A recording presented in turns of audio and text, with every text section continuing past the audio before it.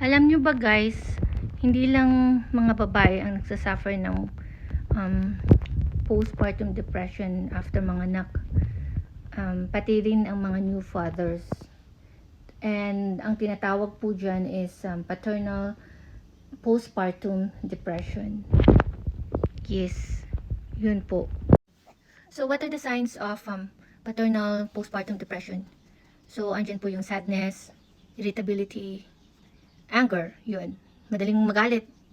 Kahit konting bagay, galit agad. Tinatanong mo lang, ang sungit.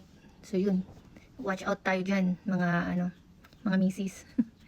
Tapos, yung sleeping and eating pattern, nadi-disturb, nag-iiba.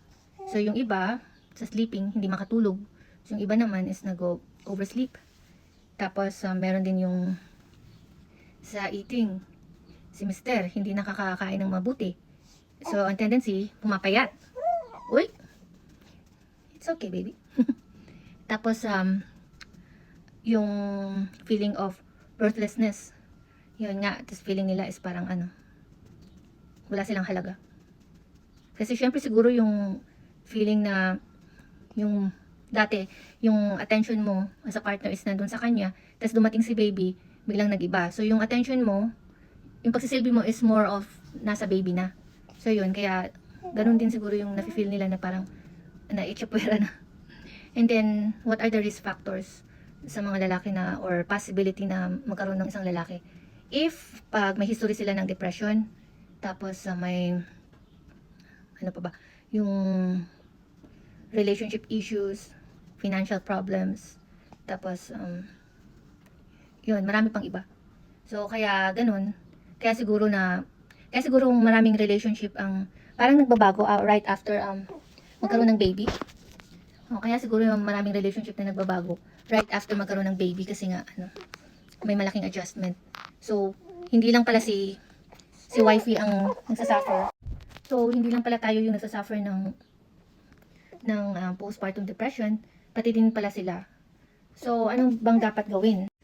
So ano bang magandang gawin para maiwasan ng paternal depression, or rather paternal postpartum depression?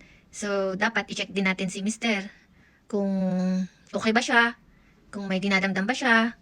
So yun, para para maging honest siya sa nararamdaman niya, mailabas niya yun, hindi niya kimkimin. Tapos we should also learn to understand. So hindi lang naman si Mister yung dapat intindihin, pati na rin siyempre si Mrs. So yun, dapat talaga is pag-usapan ng mabuti para alam natin yung kondisyon ng bawat isa sa pamilya.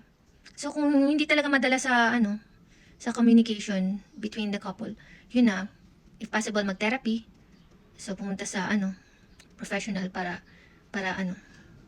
ma-solve yung at hindi lumala yung depression. So yun lamang po mga guys. Sana may natutunan kayo sa sharing ko. Have a lovely day, everyone. Bye.